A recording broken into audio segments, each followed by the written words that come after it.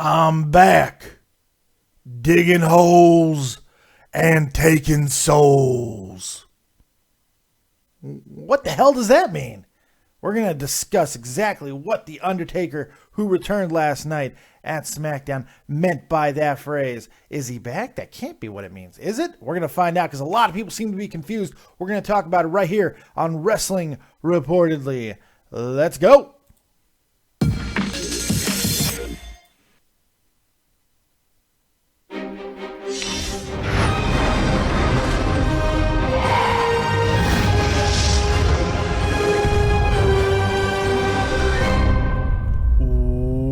What's going on, everyone? Welcome back to the channel. It's your boy Dead on Dave, and you are here for yet another Wrestling Reportedly on Dead on Dave Productions.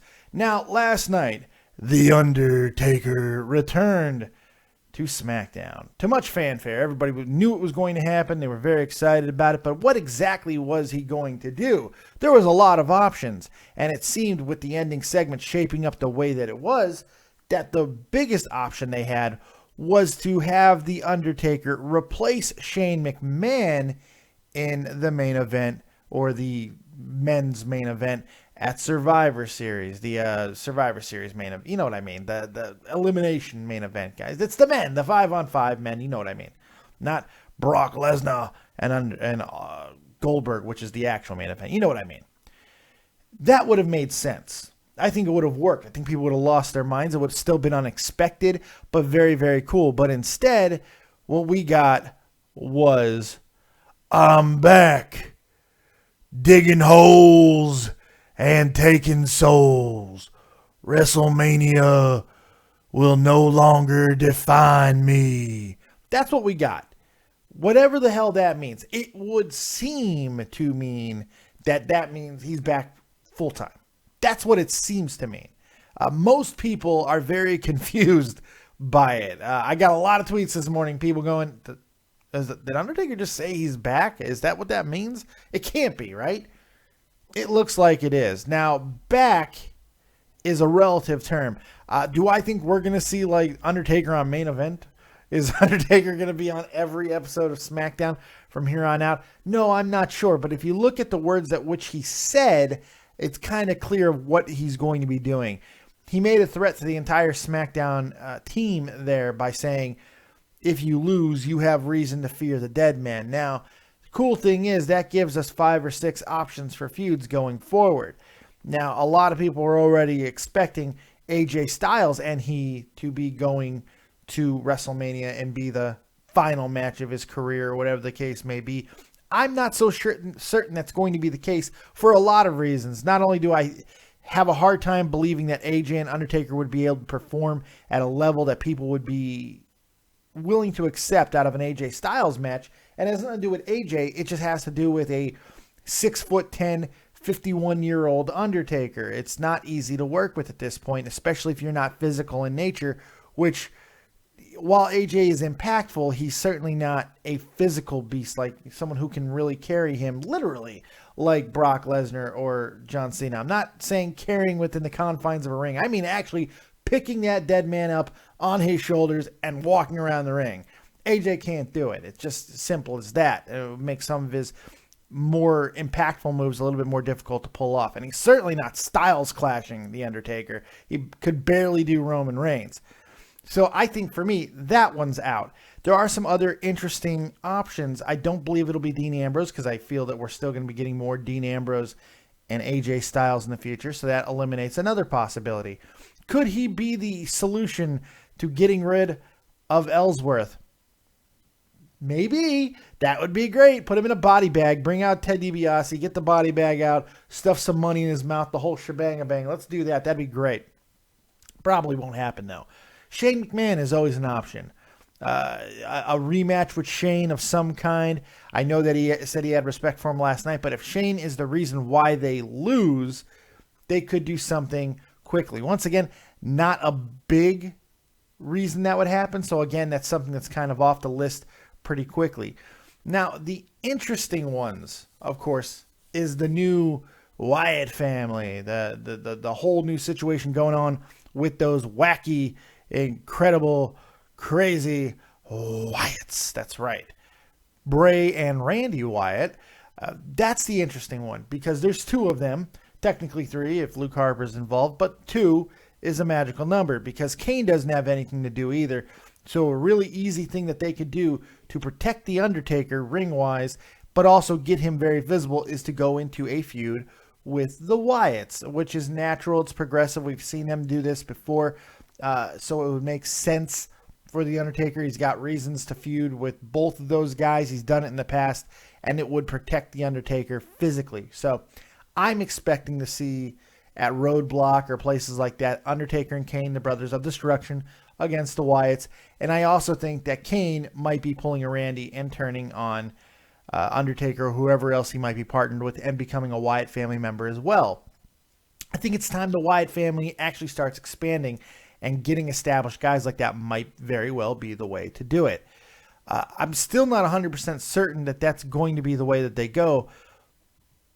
But if this is still, despite his words, just a build, an elaborate build to WrestleMania, well, what else does it mean? Because the long reported last match of The Undertaker was going to be John Cena. Talking douchebags have been saying this for years. Cena's nowhere to be found, so it's going to be hard to build something when Cena's not there, right? But maybe that's the exact reason why The Undertaker's back early, is to establish his presence for when Cena does make his return right around the turn of the year.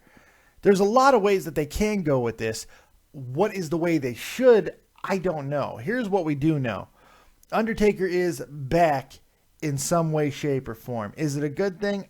I don't know. It all depends on what you think about The Undertaker at this point in his career. Look, a lot of people are still very excited every time they hear that dong and his 27-minute intro. And people still get excited for that. Me, not as much. I got to be honest. I'm over it. And it's not because I hate The Undertaker or anything like that. It's just because I feel that there are other things that they could be doing instead of continuing to rely on Undertaker nostalgia. Now, that's not the same as disrespecting his legacy or not giving the man ample time to go out on his own terms. The fact is, he's 51 years old now. Time has passed to do it on his own terms. Eventually, it's not going to be able to be on his own terms. It doesn't take much for a 51-year-old man, especially the size of The Undertaker, to blow something out. And at 51, if he blows something out like a quad or a knee or a shoulder or his back, there is no coming back. His neck, look at Sting. There is no coming back. So it's very difficult.